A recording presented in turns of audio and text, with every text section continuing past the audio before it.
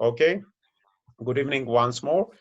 So as a continuation from topic one, where we discuss about the basics of natural language processing, the application area, the methods and the approach that we have, and the challenge that we face in natural language processing. The second chapter is concerned about the basics of linguistics, and understanding the basics of linguistics is very important because without this understanding, we'll not be able to know what kind of computational linguistic application or NLP application we would be developing.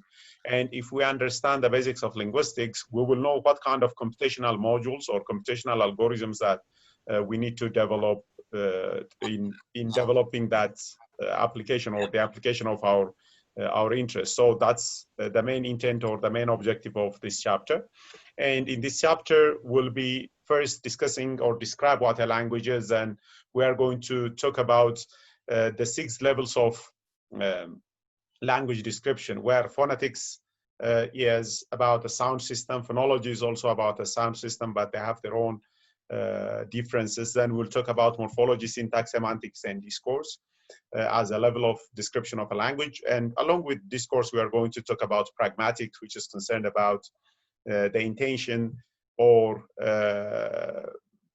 what the speaker or the writer want to communicate rather than what has been uttered or said or what has been written. That's what we call as pragmatics. But we're going to have some words or some discussion about those things in this chapter. So this is the first idea that we have.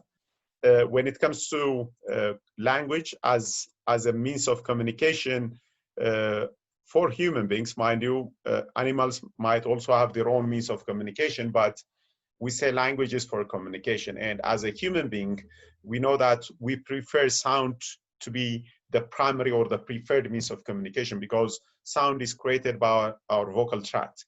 So it's a natural thing. We have organs in our body that can be actually used to produce the sound. Okay, this is not something artificial, or this is not something that that would be modified by science as such. Okay, so as a human being, we prefer to use sound rather than any other form because it's natural. We have it in our body. So the sense organ, the organs that we have, or the vocal tract, combines or works in a coordinated manner to produce a sound.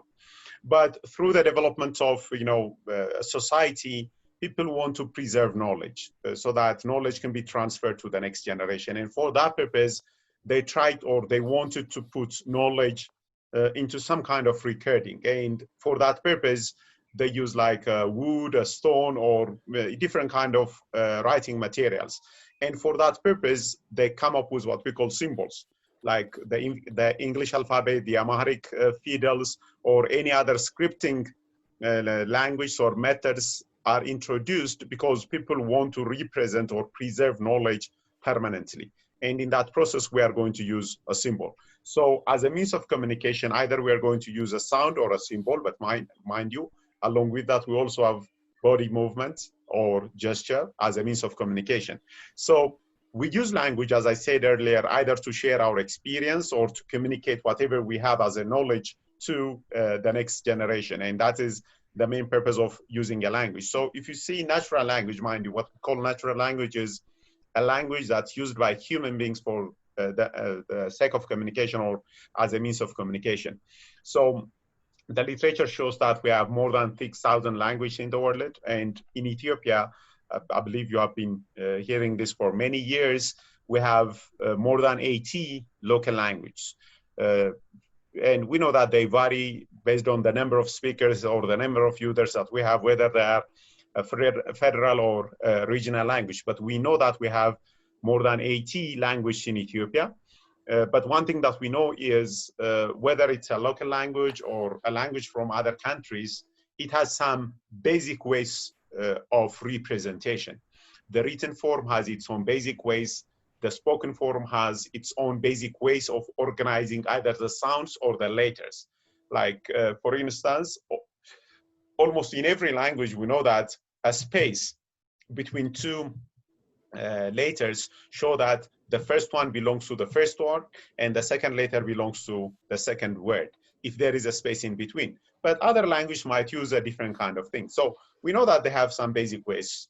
And when it comes to a sound or a spoken language is more concerned about sounds, but mind you, it's not only concerned about sounds, it's also concerned about the rules that try to combine or that try to bring sounds together.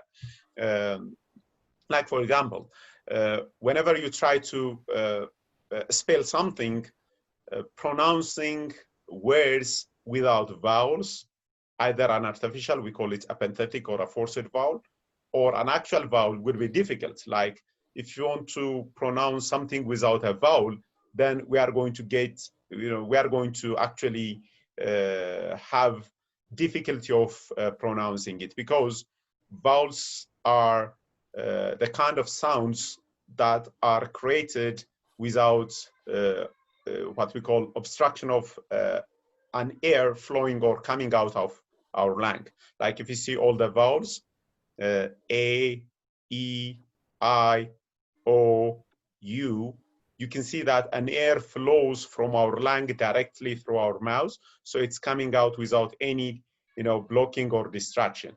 But if you see the other sounds like consonants, for example, we have B, you can see that the air is first blocked, then it's going to... Jump over the mountain, jump over the mountain, jump over the mountain. The air is blocked, then it's going to be released. So if you see B, C, D, F, G, H, I is a vowel, sorry, J, K, L, M, N, O, you can see, except O, you can see that in those consonants, the sound is going to be somehow either blocked or it's going to be somehow obstructed in the process. So this is how the sound is produced. And producing a sound in a communication or in a language has some rules, like having 3 consonants side by side might not be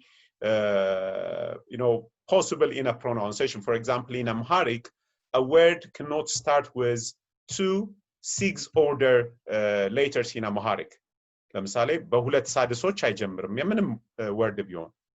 ለዛ ነው the word sport ከእንግሊዘኛ ስናመጣው እኛ ስንጽፈው ምን እንለዋለን? ስፖርት ነው የምንለው እንጂ ስፖርት ብለን አንጽፈው። because ስፕ ብለን ሁለት ኮንሶናንቶች መጀመሪያ ላይ አንጠራም። This is a rule of the language. Okay, so in a spoken language we have sounds and we have rules on how those sounds are going to interact.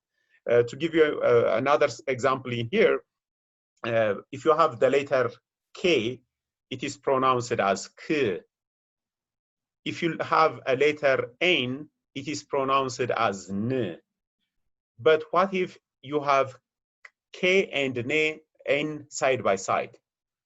The moment K is followed by N, we know that K is not going to be pronounced, or the sound of K is going to be silent or ignored.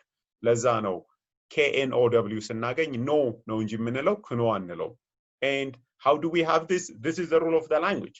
What if you have a K with I, for example, instead of N? If you think about the word kill, K-I-L-L, whenever it starts with K, but since it's followed by a vowel, the vowel sound, so what do? We'll call it key rather than ክን አንልም. ክኖ አንልም ማለት ነው እንግሊዘኛው ላይ.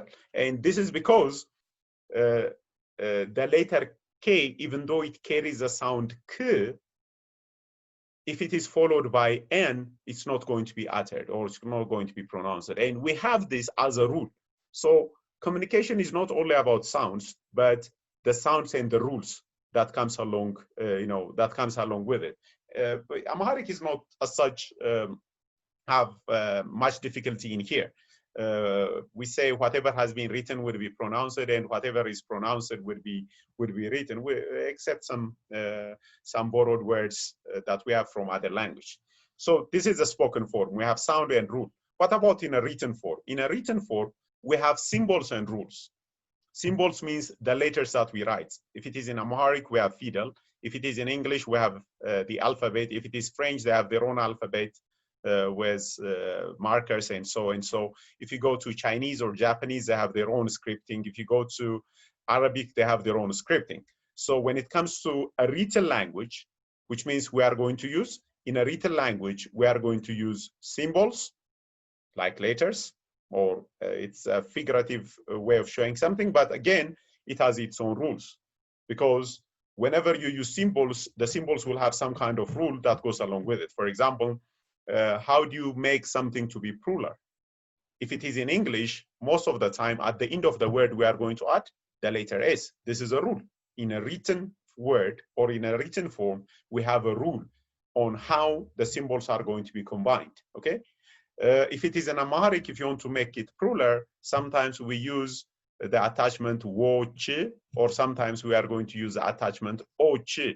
One of the two is going to work. And this is a rule that we have on the letters to make it plural. And when it comes to sign language, we are going to use gesture or movement of a hand or a face to show or to communicate. So basically, even though we have spoken, written, and sign language, this class or this course is concerned about spoken and written language, but more importantly, we are going to focus on a written language because most of the time, that's what we have as a resource. Now, a study of a language is concerned about this one. For example, in a speech, we are concerned about isolating phonemes. Phonemes are the sounds that we produce that make up the word. So what we call a phoneme is the smallest class of a sound that makes a difference. For example, you can have words like, let's say, zip and sip, okay? Or you can have dog and fog. You have the word dog and you have the word fog. So the difference between these two words is th and d. So first we have F-O-G as a fog, then we have D-O-G as a dog.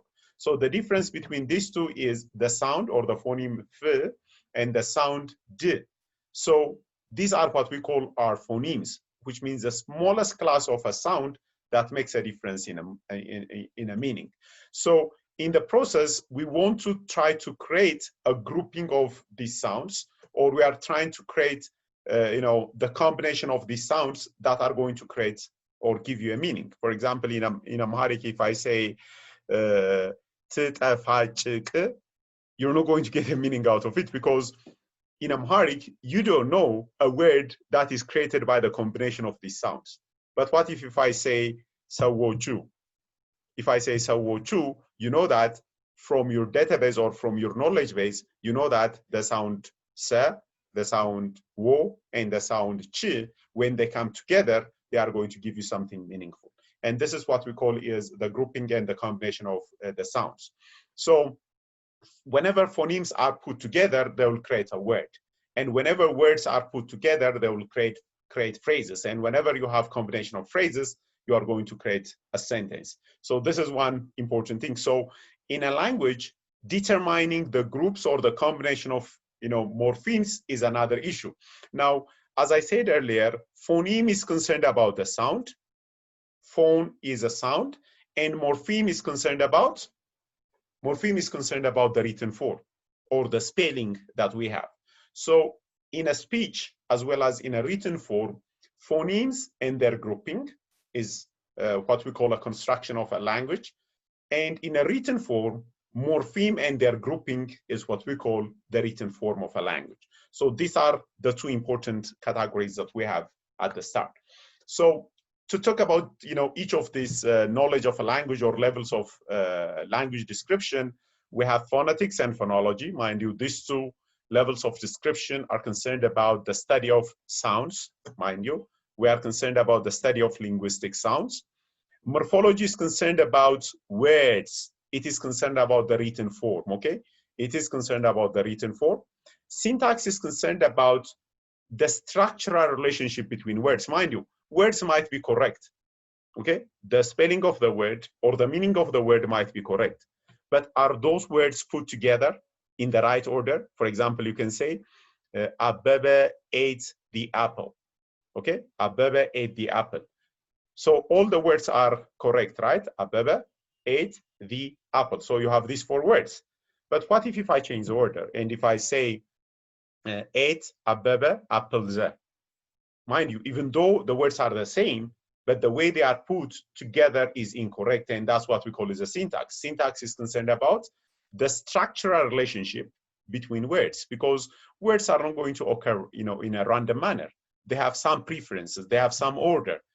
If you remember from your early college or high school study, you know that there is a concept of a subject, an object, and a verb.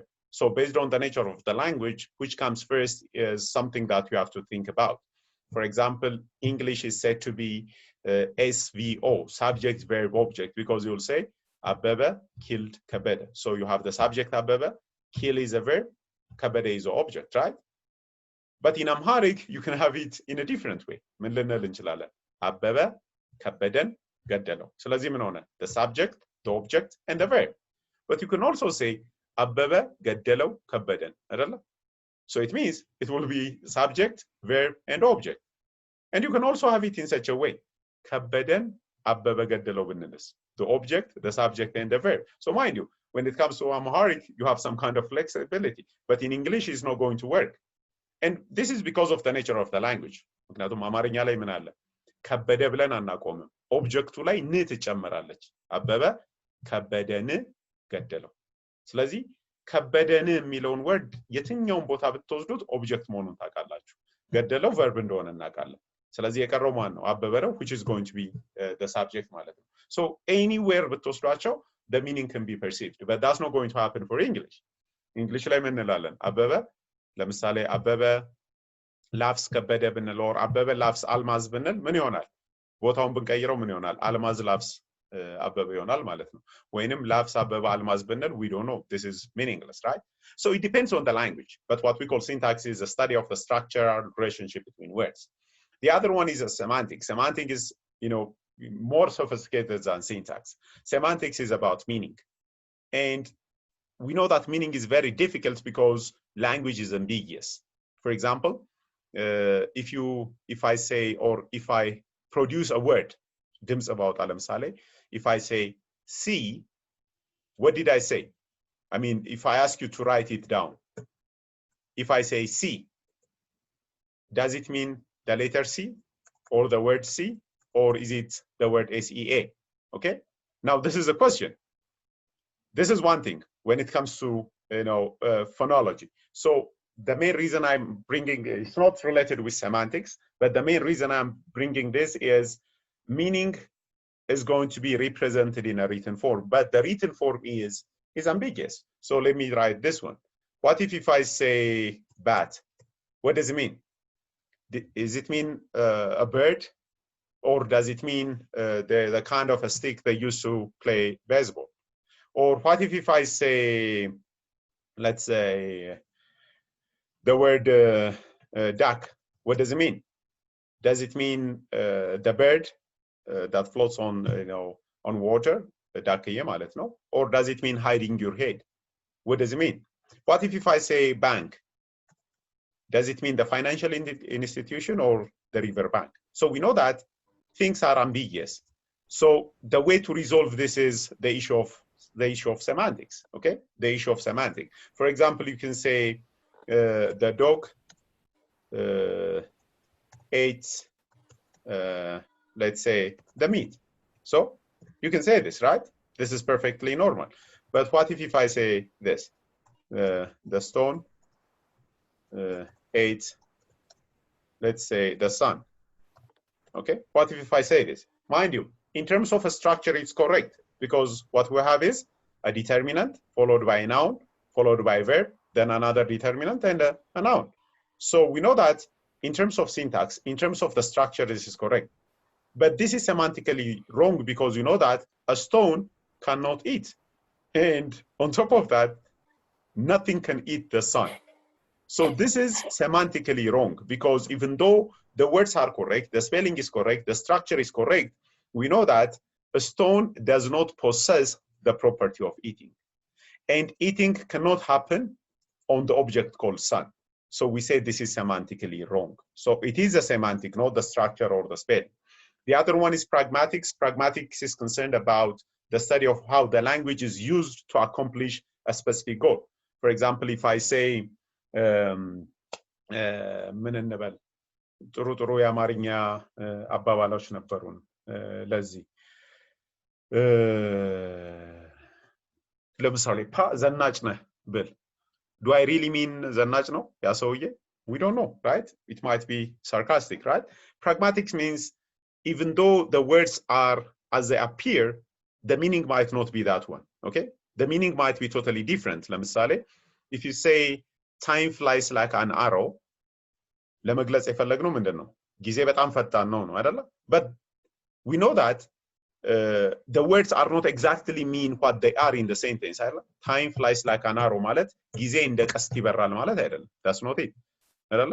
ፈጣን ነው ባቡሩ እንላለን አይደል? or ምንድነው ጊዜ ታክሲ አይደለም ቆሞ አይጠብቀንም እንላለን አይደል? Does it mean ጊዜ ከታክሲ ጋር ሪሌት ያደርጋል ማለታችን ነው? No, it doesn't mean. So whenever you converse, the words might not mean exactly what they are. And this is a study of pragmatics የምንለው ይሄኛውን ነው, which is very important. ስንደርስበት እናወራለን. The last one is what we call discourse. Discourse means whenever you converse with somebody, you're going to use so many sentences or so many paragraphs. But the topic might be beyond the current sentence that you have. ለምሳሌ if you say በጣም አሪፍ ነበር, this is a sentence. በጣም አሪፍ ነበር.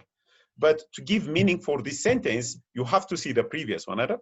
ትላንትና ፊልም አየሁ ቀብዬ በጣም አሪፍ ነበር ካልኩኝ ምን ሆነ? Now በጣም አሪፍ ነበር የተባለው is the movie or the film which is found in the previous sentence, and that's what we call is the issue of a discourse. Discourse is a study of a linguistic unit larger than a single utterance or a single sentence. Okay, so when we come back, we're going to proceed with each of these topics. Please rejoin them, the class.